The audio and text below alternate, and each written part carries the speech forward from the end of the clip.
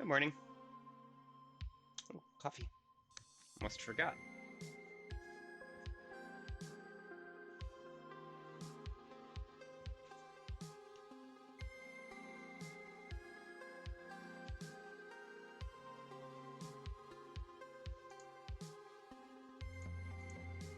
Good morning.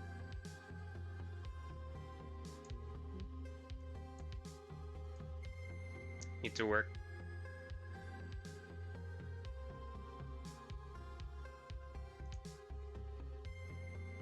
Yeah, that still works.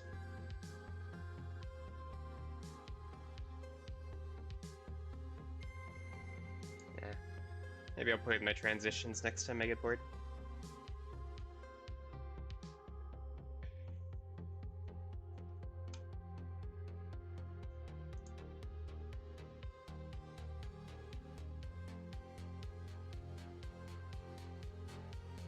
How are we doing today?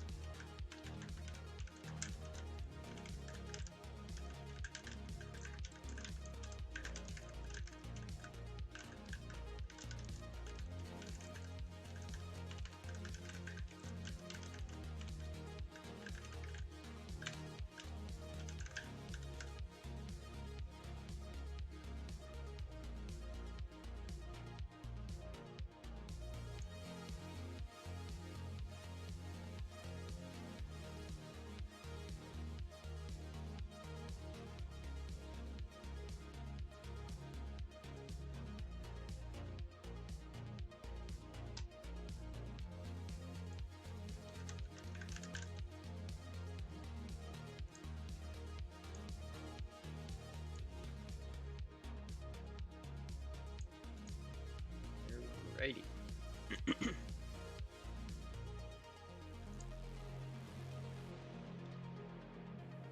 Let's get into it.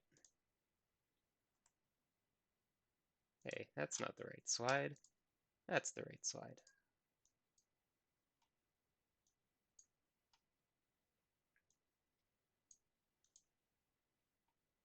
All right. There we go. Hey, everybody.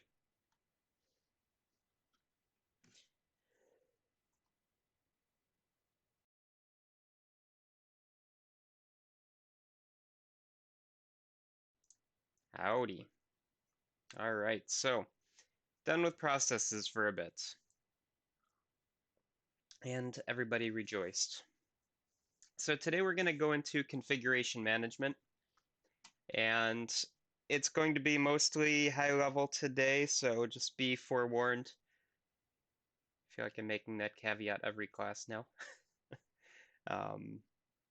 Hey, it's software engineering, it's going to be dry. You know what you're getting into with this, but very useful. Um, So what we're going to talk about today is configuration management, and let me kind of qualify what this is doing. Um, Config management is really going to be the backbone of any, hey, thank you for that. Um, it's going to be the backbone for any of our processes, really. So pick whichever one you want. Go Agile, go Waterfall, go V, go Spiral Model, whatever you pick. You're going to need a configuration management system, okay? And sounds exciting. Really, what you are looking to do is have the correct infrastructure. So it's not just like a piece of software. It's multiple pieces of software and most likely servers and a team to manage that. So give our eye some excitement there. Basically, it's something that is going to really be kind of the key cornerstone to any successful process. It records everything. It helps track your progress along the way. It'll become very apparent, I guess. Let me stop spoiling things. So this is going to be broken up into two parts. First part is basically the high level of how these systems work. Git is not the only configuration management system out there.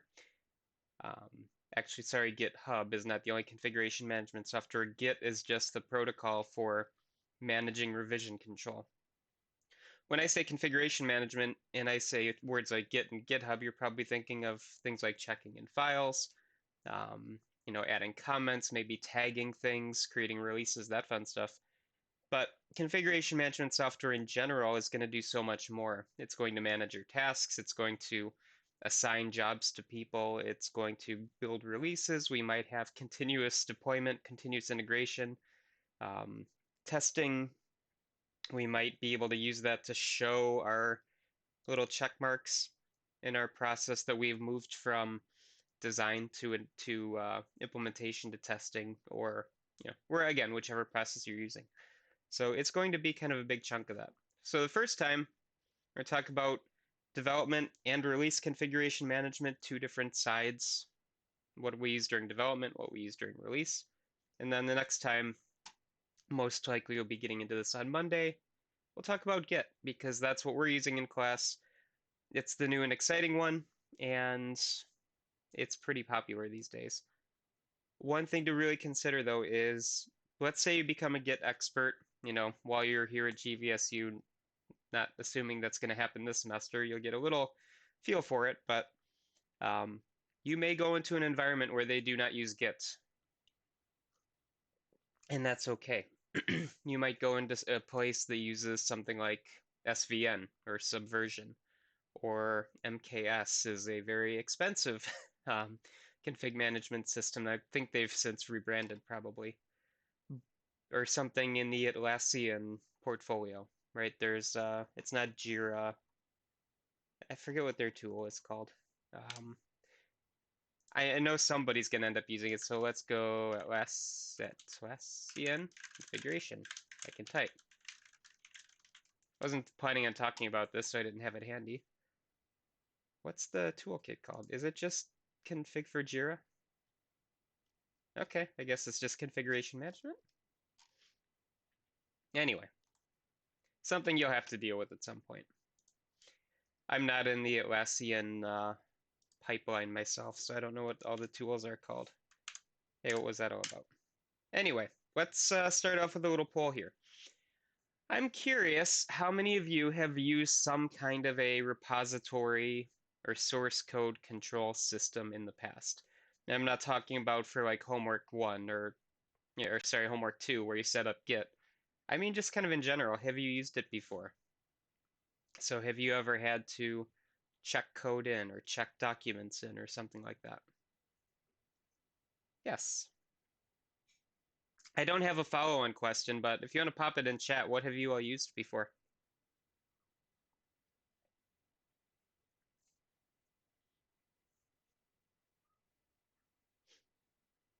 That's good.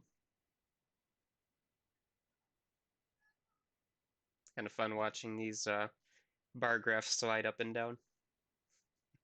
Makes me feel like there's actually other people on the end of this stream.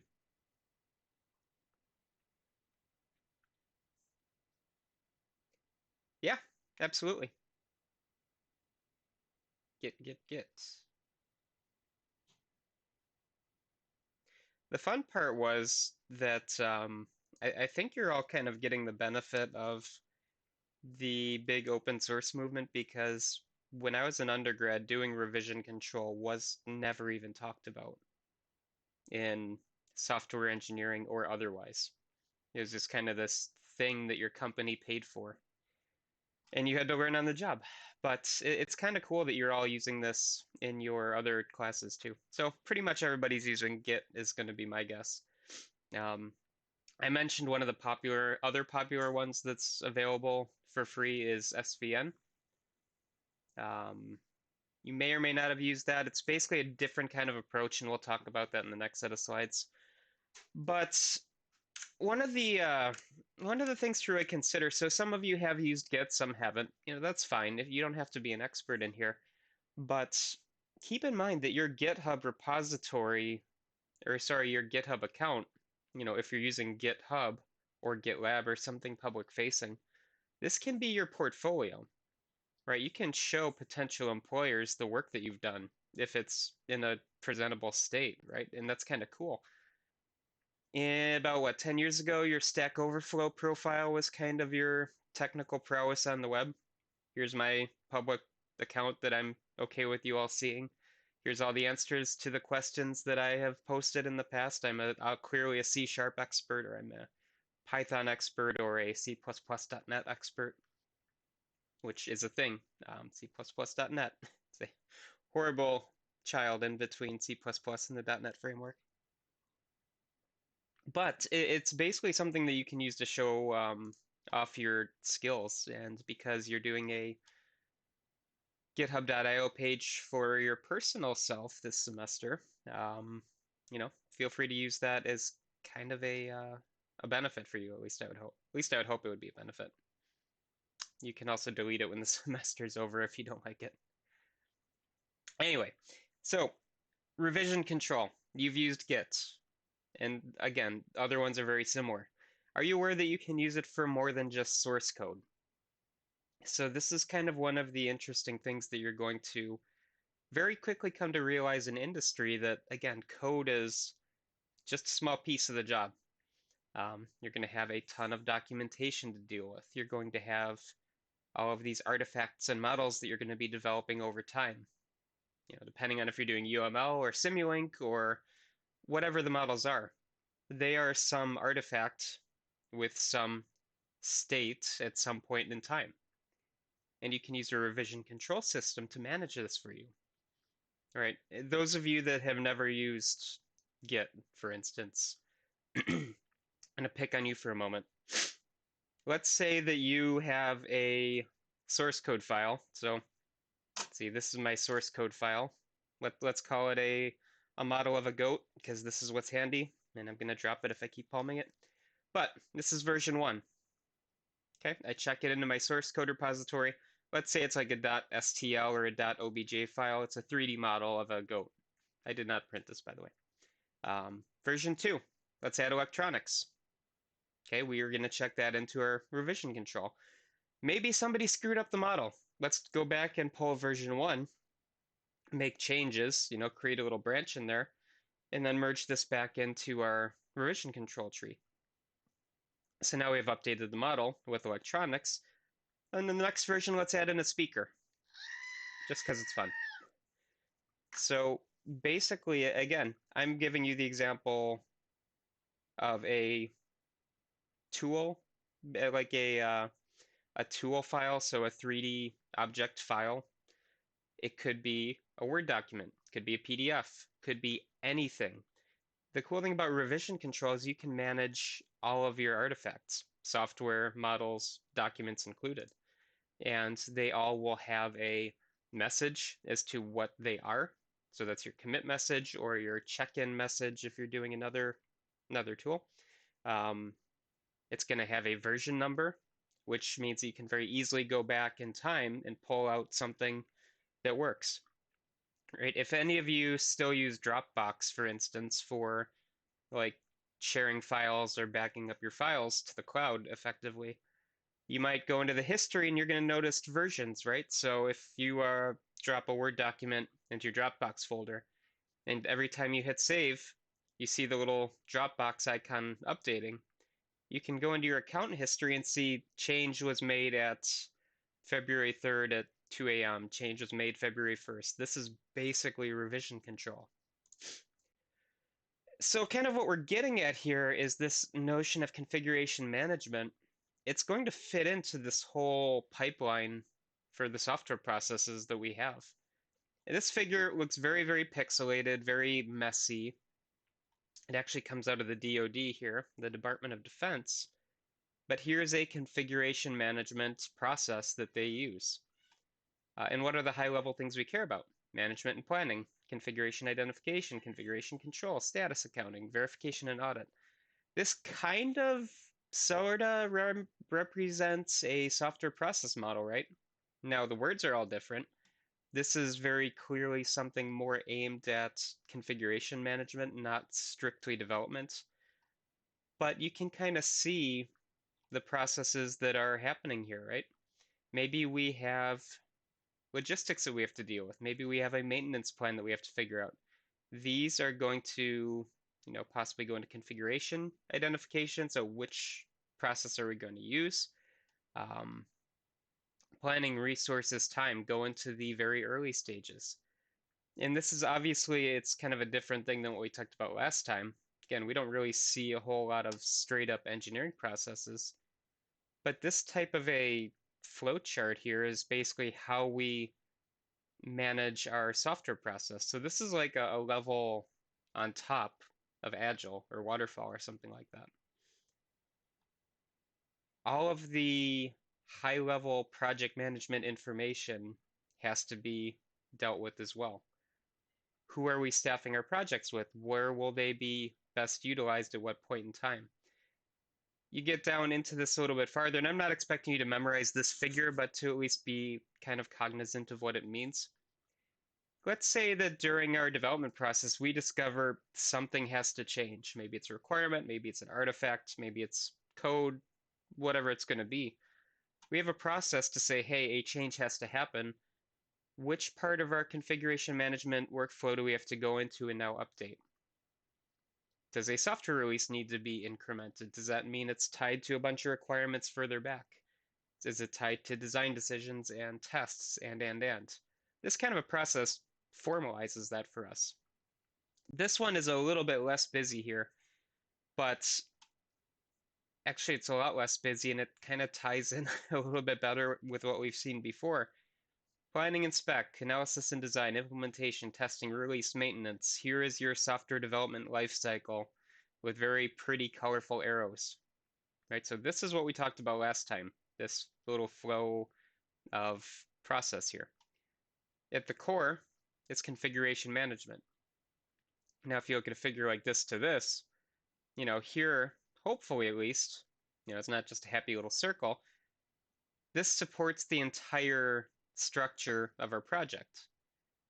This goes into the nitty-gritty details of what is happening inside this blue circle. Okay? And what you're kind of looking for with configuration management is this nice, big, bold consistency keyword. What does it mean to be consistent from project to project, do you think? Let me pop this into chat.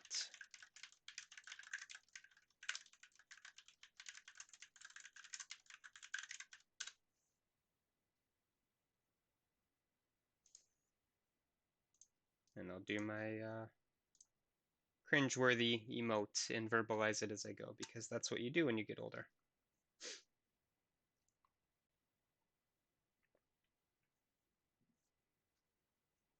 Oops. Proper documentation style. Kind of. So we expect proper documentation kind of regardless. Okay, yeah, naming conventions across projects, expected results most of the time. Following the same processes and procedures. Depends. So with projects, we can switch process, right? So we talked about that last time that you can change but I wouldn't do it mid-project. I would do it after something's done. But in general, yeah, you probably are going to be following similar processes. Expected result. Okay, so let's um let's maybe take an example here. So you're getting there, basically. When you are developing software, you're not just necessarily going to have one project, right? You're probably going to have multiple projects, multiple teams. You'll be working in a company churning out hopefully successful results. You don't want the quality of one to be absolutely terrible because you weren't consistent, right? So let's say that you put out let's say you're a mobile app making company, and you just keep churning out these quick cash grab titles aimed at kids who grab their parents' credit cards or something like that. Um, if anybody takes a second look at your product, they're going to realize these things are absolutely god awful. Why would this be bought?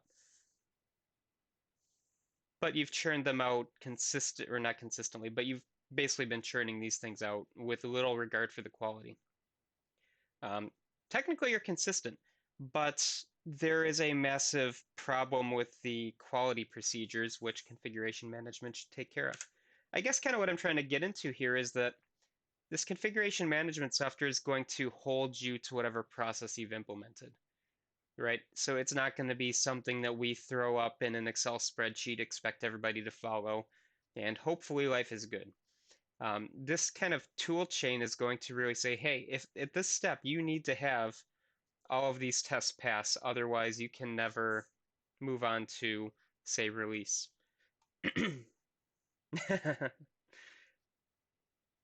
Could be. I feel like game design companies are in like a different space for software quality. I don't understand why, because they're really just software. But yeah. So that's kind of the issue that let's talk about that for a sec, because I think it is a good example. Thank you for that. Um,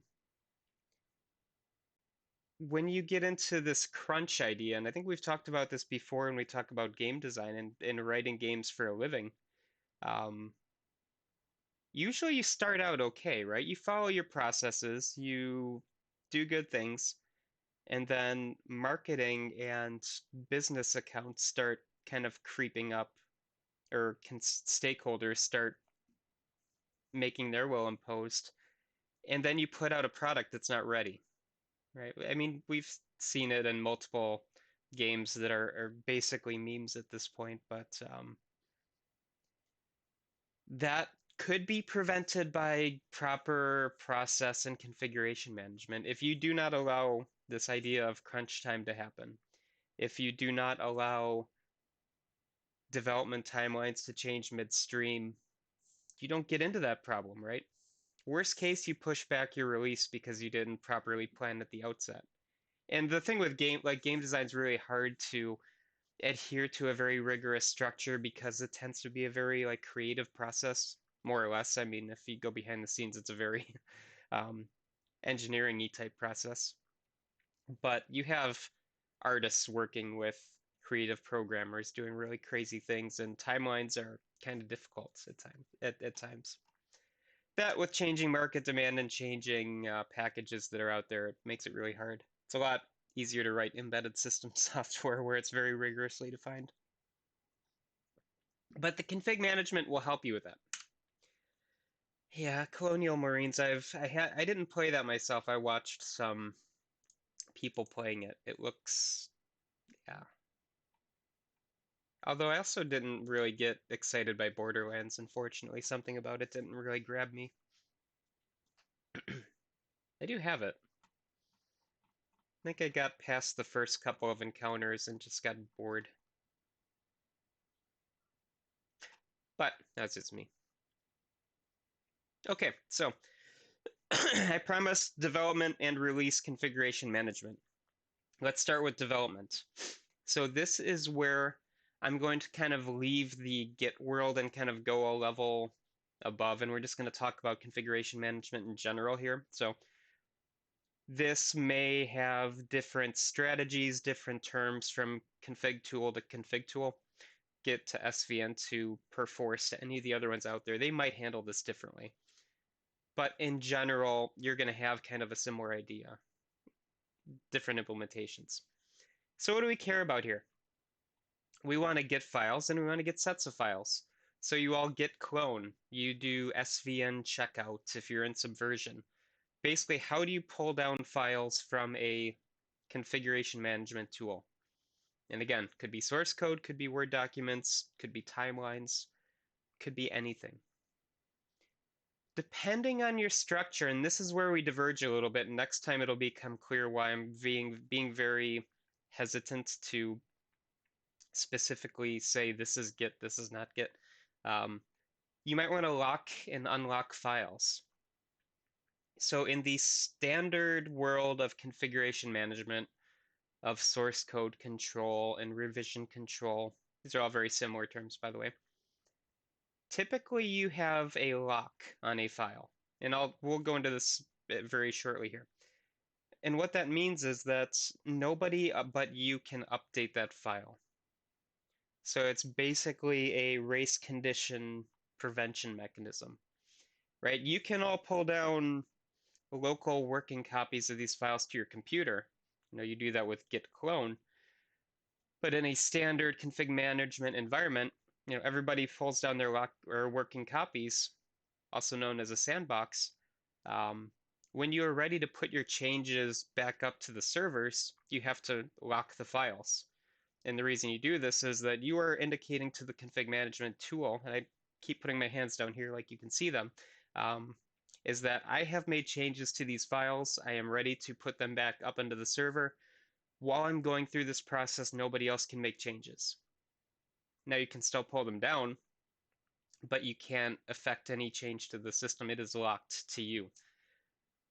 There's going to be some problems that we will see with this, but it is a very common strategy. And then what's going to happen with the people who have local copies where the update has since occurred on the remote? They're basically going to have to merge their changes in, and they're going to have to deal with it. But we'll get to that.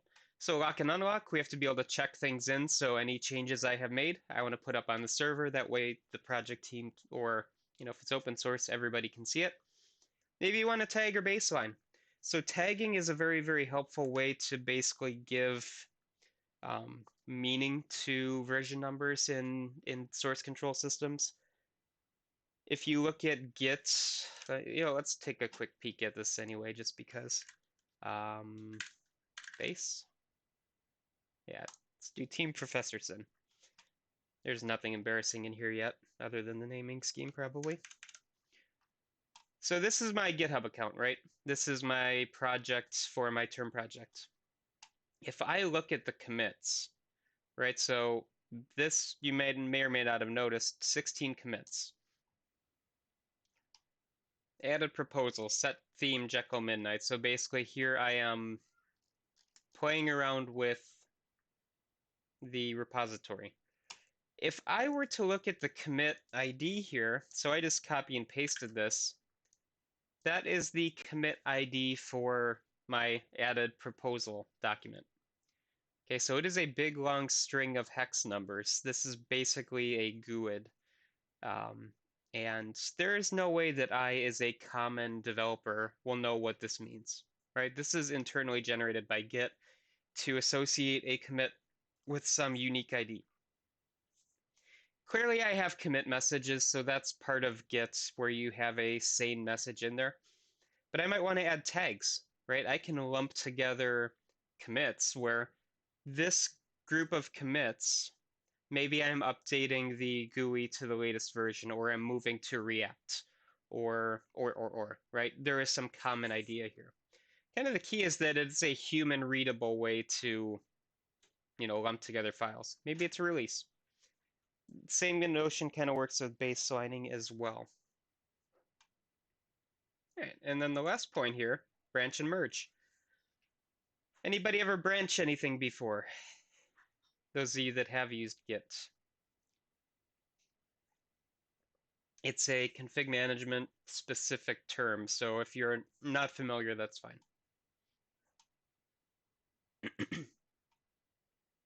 all the time. Hey, good. I am the lazy one who doesn't branch. But branching is very good. Why do we branch? What's the purpose of that?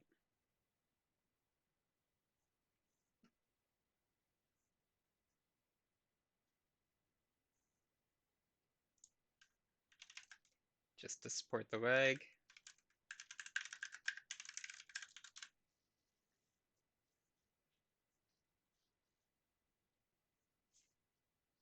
If we were in class, I'd just say, hey, why do we branch? But Twitch is a different style here, right? So you can have multiple branches of code. Okay, fair. Yeah, that's fine. Um, Branching helps you work on parallel development paths, right? So let's consider, I probably should mention this is a very helpful way to visualize configuration management. Think of it as a tree where you have source code, yeah, in case something gets broken. Sure. Usually you're working on some parallel development path. So you typically think of source code control, revision control as a tree, where the trunk is your main line.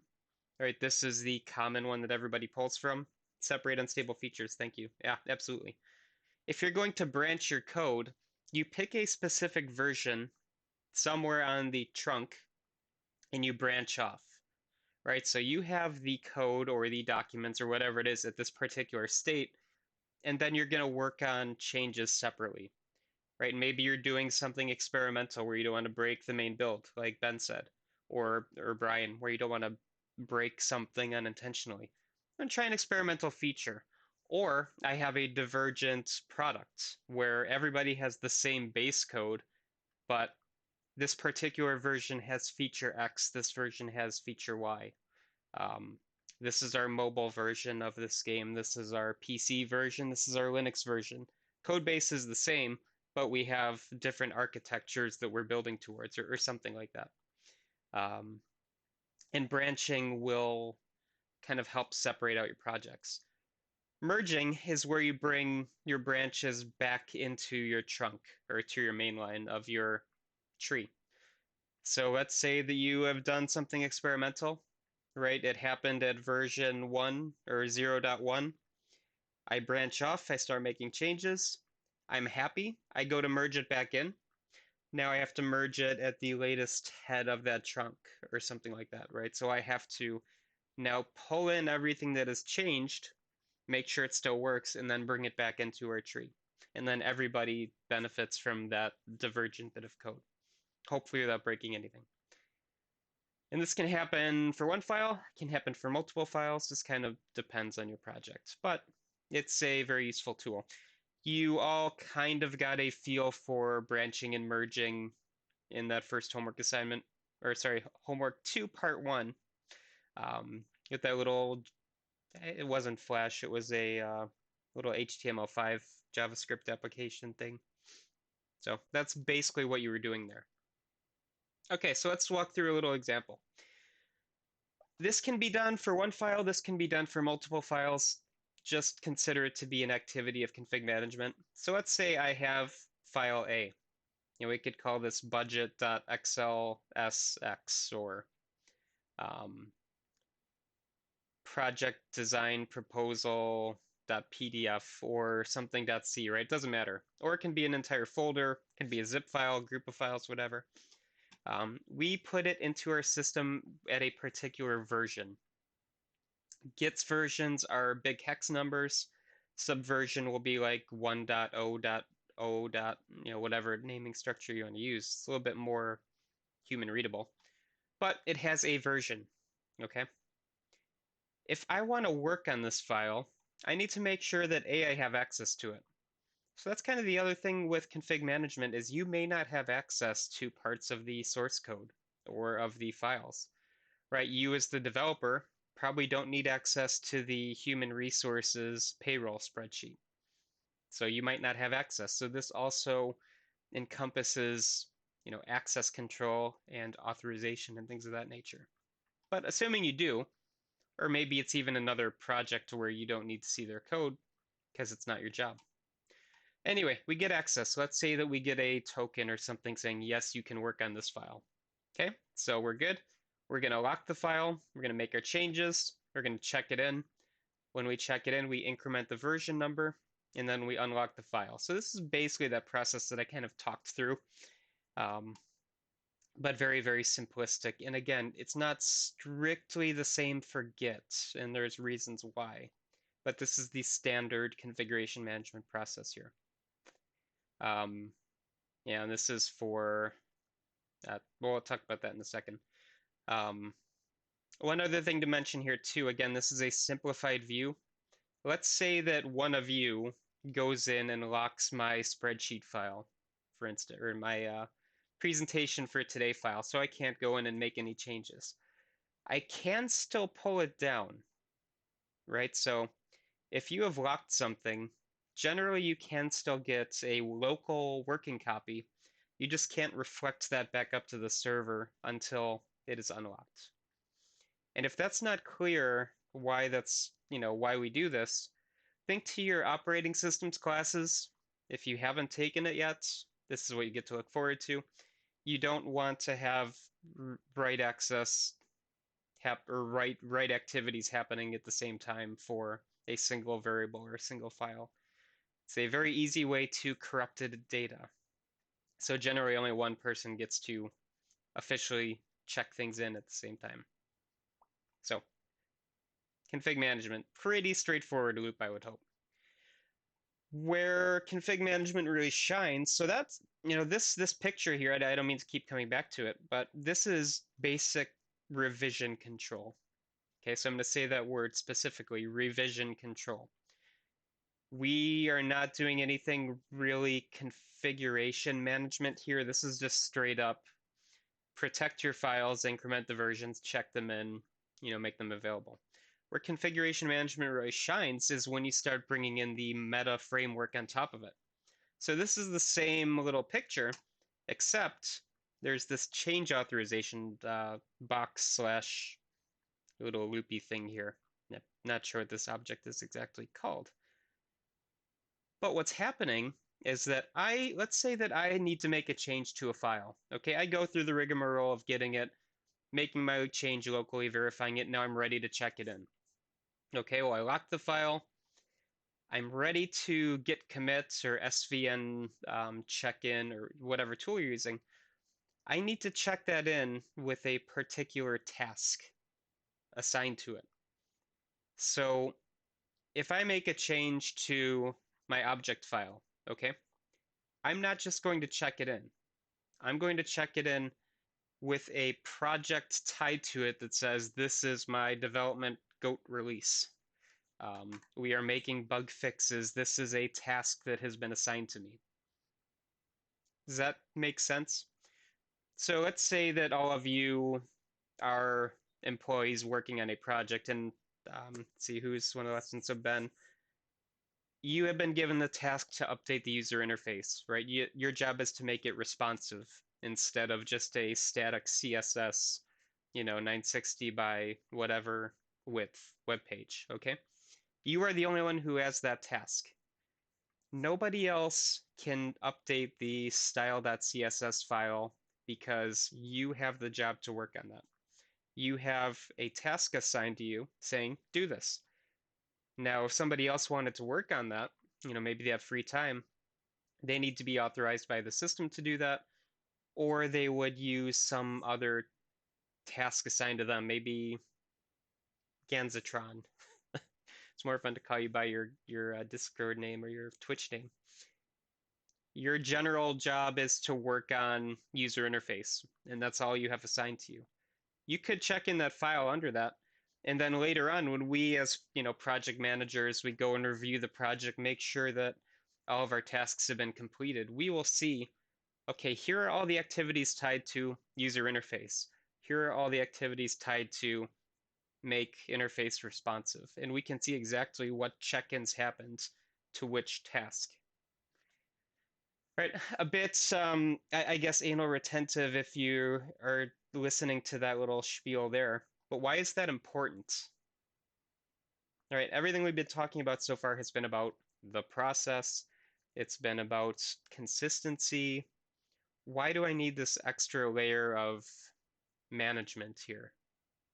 Like if I want to make a change, why can't I just make a change? Why do I have to tie it to some assigned task or assigned ticket or something like that? This is where you start to think about it. Is there a README file? Where are those kinds of logs? So that is a good question.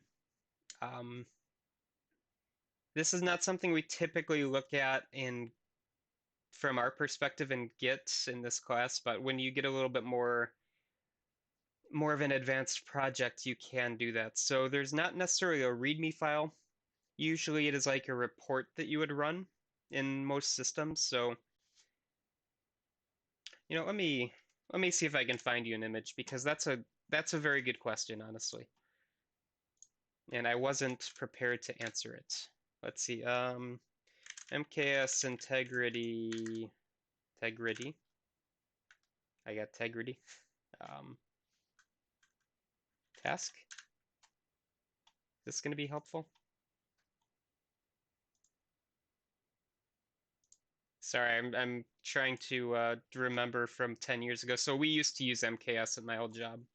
It's been renamed to Integrity Management. Not it used to be just MKS. But let's pop this open. Open image, new tab. This is going to look pretty blurry.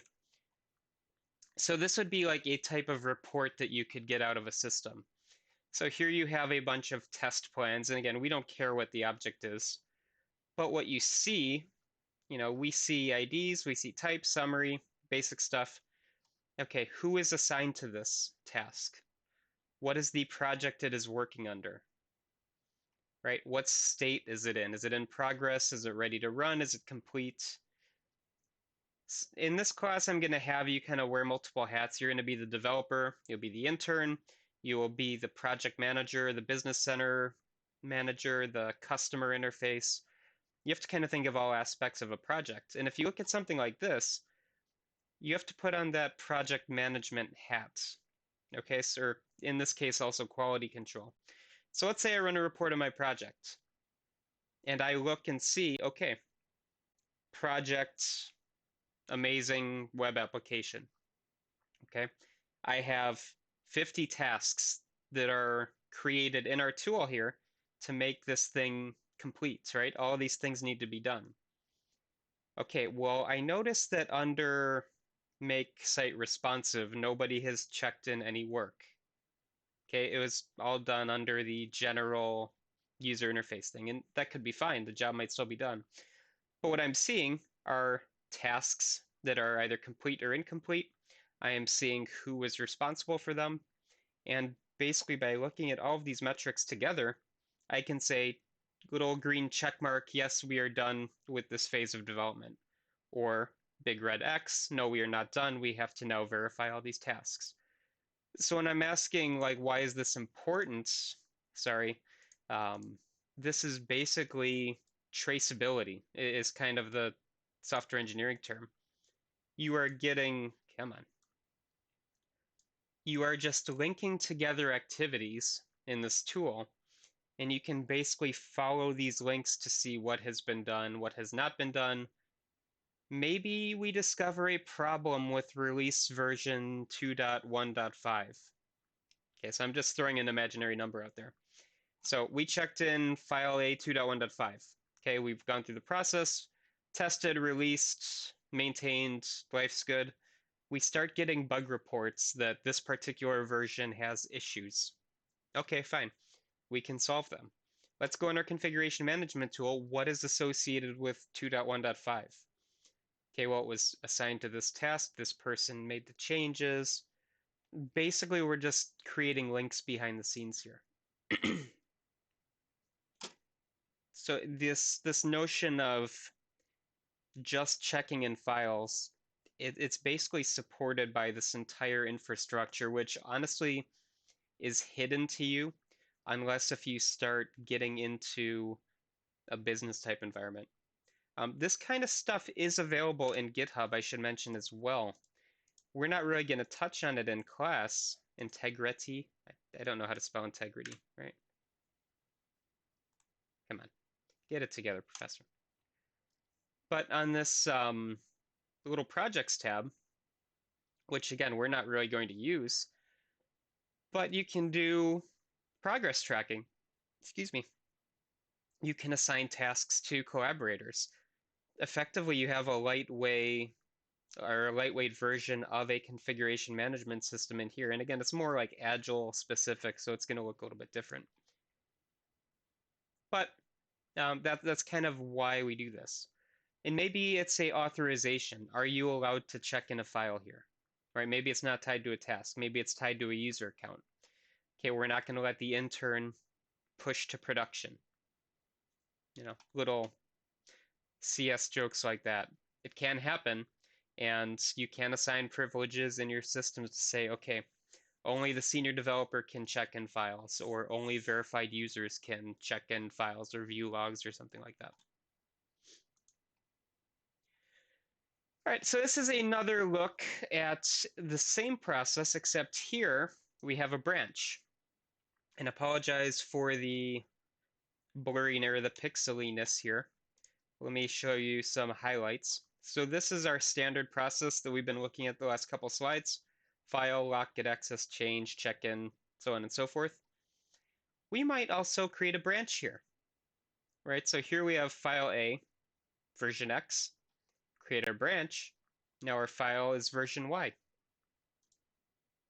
right? So it is the same process for branches. You're just working on basically different versions of the software. And again, for branching, trying out experimental features, not making changes to our main line. So if you look at something like this too, you might relate it to that incremental view that we looked at for processes. So this would be, say, your release branch. This could be your dev branch. This could be your, your intern branch, right? So whatever the reason for branching, the process is really going to be the same. The merge aspect then is where we have branched. So let's say we have a file, we have now branched. Development can continue on the main branch as well. So your trunk is technically a branch, it's just the main branch. But merging back in then is basically saying, okay, what are the differences between what we've done on the branch and the head of our main, or wherever we want to check it back in. And now we have to merge those changes. And if this is something that you plan on doing a lot of, I highly recommend a tool. You don't have to use this one, but something that gives you a side-by-side comparison.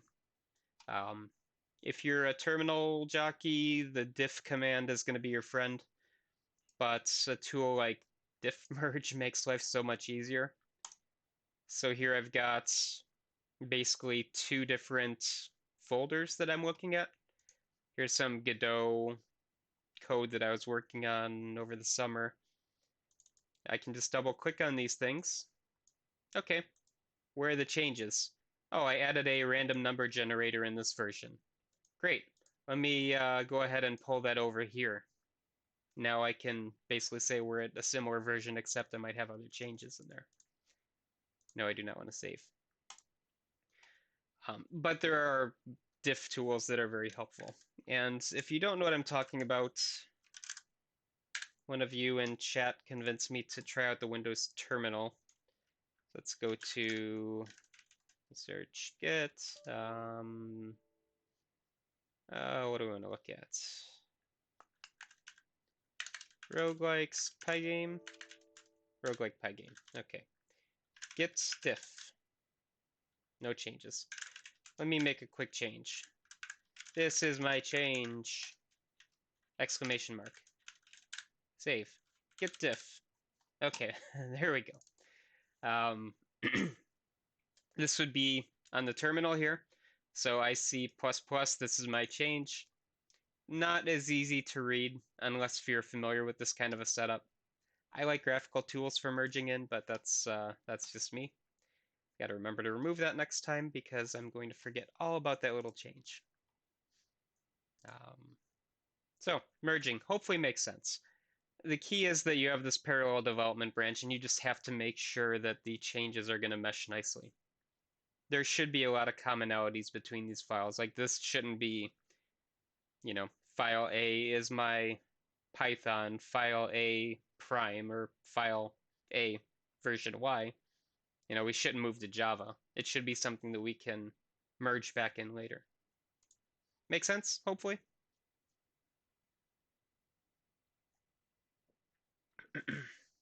Okay, last thing we're going to talk about today then, and I'll let you go for the weekend, are tagging or baselines. Again, depends on your particular tool that you're using.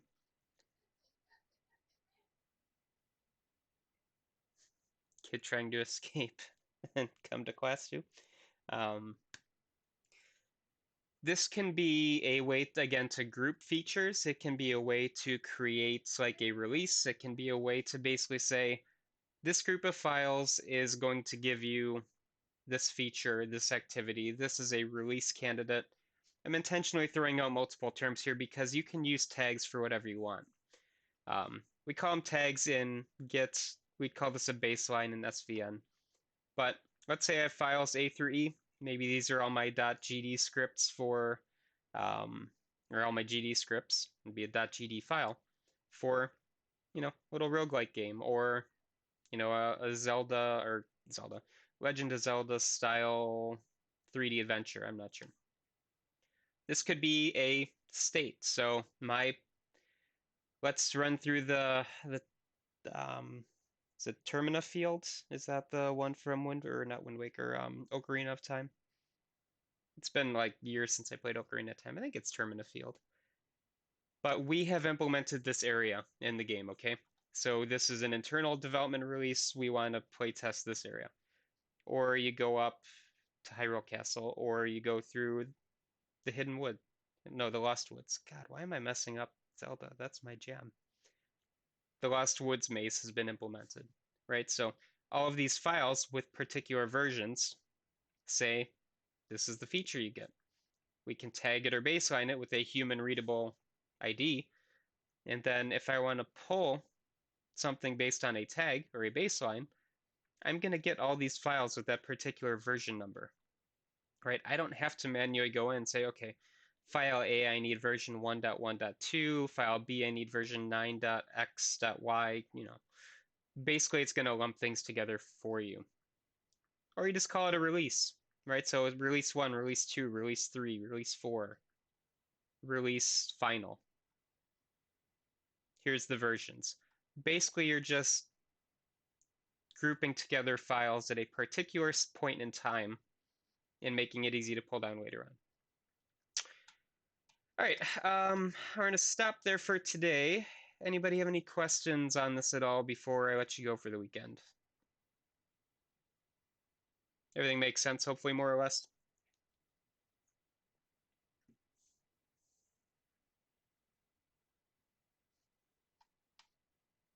Hopefully makes sense anyway.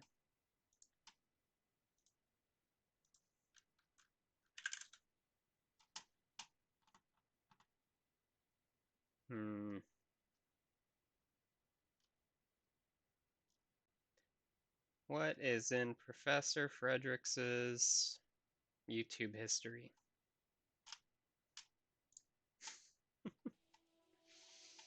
That's fine. I don't care if you see that. All right. Well, I hope you all have a wonderful weekend. See you Monday. We'll pick up with more exciting configuration management then.